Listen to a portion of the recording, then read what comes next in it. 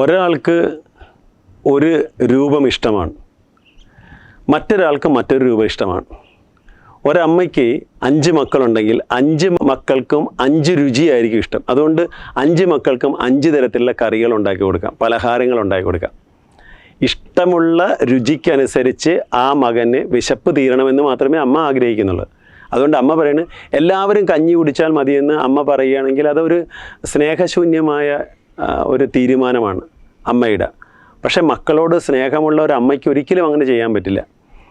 ഇഷ്ടമുള്ള അവൻ ആഗ്രഹിക്കുന്ന രുചികളിലൂടെ വൈവിധ്യമേറിയ ഭക്ഷണം ഉണ്ടാക്കി കൊടുത്തുകൊണ്ട് അവൻ്റെ വിശപ്പിനെ ഇല്ലാതാക്കുന്നത് പോലെയാണ് നമ്മുടെ ഈശ്വരാന്വേഷണം എന്ന ദാഹത്തെ, വിശപ്പിനെ ഇല്ലാതാക്കാൻ നമ്മുടെ ഋഷി അമ്മയെപ്പോലെ ആർദ്രമായ ഹൃദയത്തോടെ, കരുണയോടെ, സ്നേഹത്തോടെ, വാത്സല്യത്തോടെ നമുക്കിഷ്ടമുള്ള വഴികളിലൂടെ സഞ്ചരിക്കാനായിട്ടുള്ള സ്വാതന്ത്ര്യം തന്നു. നിങ്ങൾക്കിഷ്ടമുള്ള രൂപത്തെ നിങ്ങൾ സ്വീകരിച്ചുകൊള്ളൂ എന്നാണ് പറയുന്നത്. അപ്പോൾ അങ്ങനെയാണ് സുബ്രഹ്മണ്യനും ശിവനും ഗണപതിയും ദേവി എന്ന് വേണ്ട 33 കോടി എന്നൊക്കെ പറഞ്ഞ് നമ്മളെ കളിയാക്കുന്ന ആ ദേവതാ സ്വരൂപങ്ങൾ, അങ്ങനെ അത്തരത്തിലുള്ള സങ്കല്പങ്ങളൊക്കെ ഉണ്ടായി വന്നത്. ഈ സങ്കല്പങ്ങൾക്ക് ഉള്ള ഗുണം എന്തെന്ന് വെച്ചാൽ അത് സ്വാതന്ത്ര്യമാണ് നമ്മുടെ. ഇതെന്തിനു വേണ്ടിയാണ് എന്നുള്ളത് നമ്മൾ മനസ്സിലാക്കണം. എന്തിനു വേണ്ടിയാണ് ഈ ബഹുവിധമായ രൂപങ്ങൾ ഓരോരുത്തരും സ്വീകരിക്കുന്നത്? മനസ്സിൻ്റെ ഏകാഗ്രതയ്ക്ക് വേണ്ടി മാത്രം. ഇത് നമ്മുടെ ഉപനിഷത്തുകളും നമ്മുടെ ഗ്രന്ഥങ്ങളിലും പുരാണ ഇതിഹാസങ്ങളിലെല്ലാം പറയുന്നുണ്ട്, ഈ ദേവതകൾ സത്യമല്ലെന്നും ഇത് മനസ്സിനെ ഏകാഗ്രമാക്കാനുള്ള വെറും ഉപായങ്ങൾ മാത്രമാണ് എന്നും. അപ്പം പിന്നെ ചോദിക്കും, അപ്പോൾ ഇത് എല്ലാം ക്ഷേത്രത്തിൽ വെച്ച് പൂജിക്കുന്നത് എന്തിനാണ് എന്ന് ചോദിക്കും. അതെ, അതിനാണ് ഉപാസന എന്ന് പറയുന്നത്. നമ്മൾ പൂജ ചെയ്തും ഭജന പാടിയും നിവേദ്യങ്ങൾ കൊടുത്തുമൊക്കെ ആ മൂർത്തിയെ പ്രസാദിപ്പിക്കുന്നതായിട്ട് സങ്കല്പിച്ചുകൊണ്ട് നമ്മൾ സന്തോഷിക്കുകയും നമ്മുടെ മനസ്സിനെ ഏകാഗ്രമാക്കുകയും ചെയ്യുന്നു. നമ്മുടെ ഇന്ദ്രിയങ്ങളെ കൂടി ഭാഗാക്കാക്കിക്കൊണ്ട് നമ്മുടെ മനസ്സിനെ ഏകാഗ്രമാക്കുന്ന ഒരു സംവിധാനമാണ്. ശരിക്കും പറഞ്ഞാൽ തന്ത്രം പോലും അങ്ങനെയാണ്.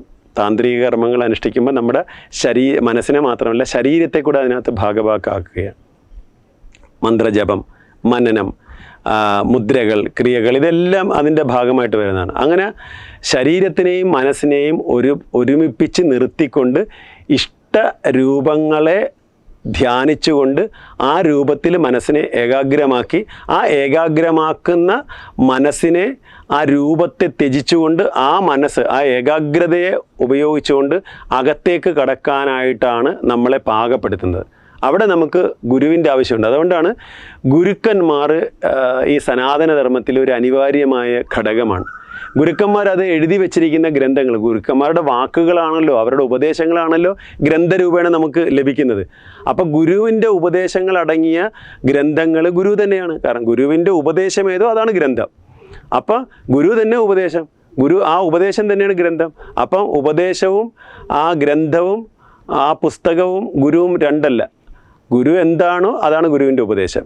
ഗുരുവിൻ്റെ ഉപദേശം എന്താണോ അതാണ് ഗുരു പറയാൻ ആഗ്രഹിക്കുന്നത് തന്നെയാണല്ലോ ഉപദേശം എന്ന് പറയുന്നത്. അതാണ് നമുക്ക് വഴികാട്ടിയായിരിക്കണം. അപ്പോൾ അത് പുസ്തക രൂപത്തിൽ ലഭിക്കുമ്പോഴും അതിനെയും നമുക്ക് ഗുരുവാണ്.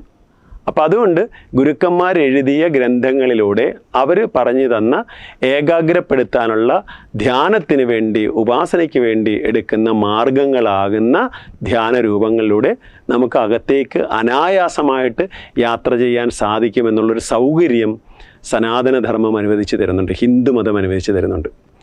അതുകൊണ്ട് ഒരാൾക്ക് എളുപ്പത്തിൽ അകത്തേക്ക് യാത്ര ചെയ്യാൻ സാധിക്കുമെന്നുള്ളതിൽ തർക്കമില്ലാത്തൊരു വസ്തുതയാണ്.